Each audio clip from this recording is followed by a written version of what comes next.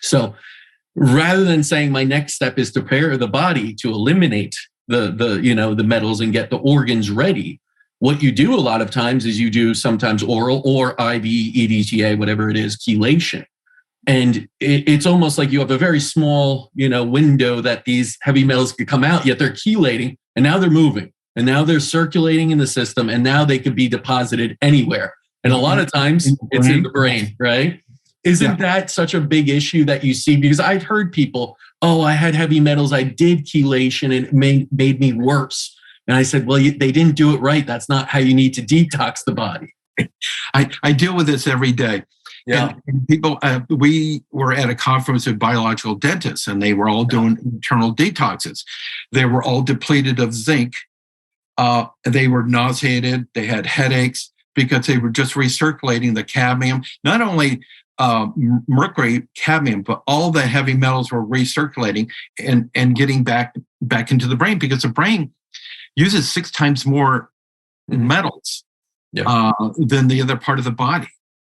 And the other part is that the drainage from the brain, what they call glial lymphatics right now, we discovered that in thermography in 2006, but we didn't know what to call it. And we found out from antiperspirants to the subclavian blockage to the neck that this lymphatic system, if it's congested, it backs up into the brain. So people have temple problems, they have soreness here. And so and nobody's looking at the armpit as it's undiscovered. They don't think anything. And the marketing of antiperspirants and crystal style deodorants still continue today. And nobody's linked the connection to possible backing up the lymphatics, which causes dental problems, which causes headaches. And it just starts to add up. And isn't it a good thing? I mean, we've demonized kind of sweat and call it hyperhidrosis. We want to put all these antiperspirants, as you said, it's basically aluminum based that you roll on. You don't sweat through this area. And a lot of times we kind of see it, as you said, if you have more aluminum, it's going to block the skin anyway. So you don't sweat. Whereas, I believe that sweating is a beautiful thing of detoxification. Whereas most doctors would now say, oh, we could even do Botox to stop the sweating and do all that. Yeah. One of the highest forms of heavy metal contaminants are found in processed foods or junk food.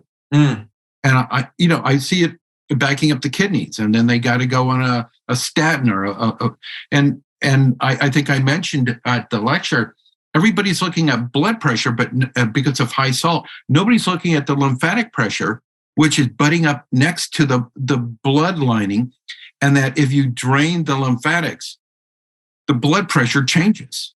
But nobody's investigating that.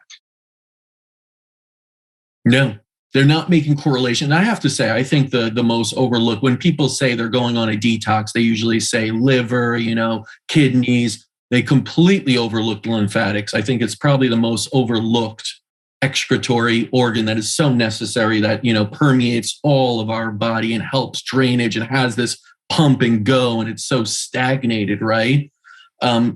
What do you think it is that we overlook something so important? I mean, medicine as a whole doesn't seem to really care too much about lymphatic drainage. People are they have blindfolders on. They're looking at one element, they're looking at one problem, and not looking at the connection. And when I was an assistant to a neurosurgeon for 23 years. Part of my training, not only details, was that look for anomalies in the body. Look for the things that, like the skin bulging. You know how they tap the bottom of the foot? So I learned how to palpate, and that's using the thermography, I was able to correlate the blockage in the lymph node by showing the person. They would go out, the inside of the knee. I said, it looked like for some people, they had a tourniquet and the expansion of the thigh because they weren't drained through the bottom of the feet.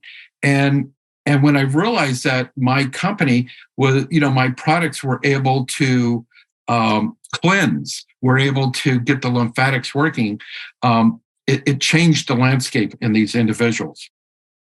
So it's hard to explain because I've written so many people around the world, and I've talked to so many.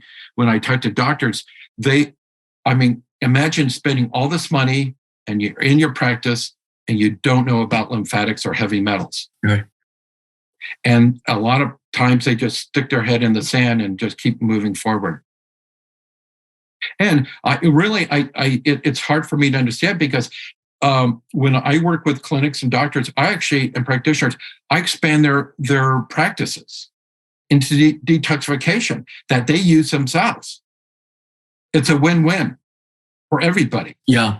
It's unfortunate that we've really hyper focused on this idea of detoxification, not even really knowing, I guess, what it means in a sense, but not drainage. Because it is, if you look at European biological medicine, it's detoxification and drainage. These are two separate type of item, but absolutely necessary. You need to drain and push out, detox, drain, push out. And yet we just look at this sort of drain without pushing out. And so we're kind of draining back in almost with a lot of these detoxes, and it causes more harm than good. When you look at, when we walk through the airport going to a conference or wherever we're going, and we see the population and people walking, that the skin serves a purpose that as you start to build up these fluids, it's got to protect from the permeation of the fluids seeping through. And so it will thicken the skin. So things actually are getting worse. And this pressure on the organs is causing them a lot of discomfort. It makes them sometimes immobile. And so when you work with the lymphatics, you get somebody's life back for them.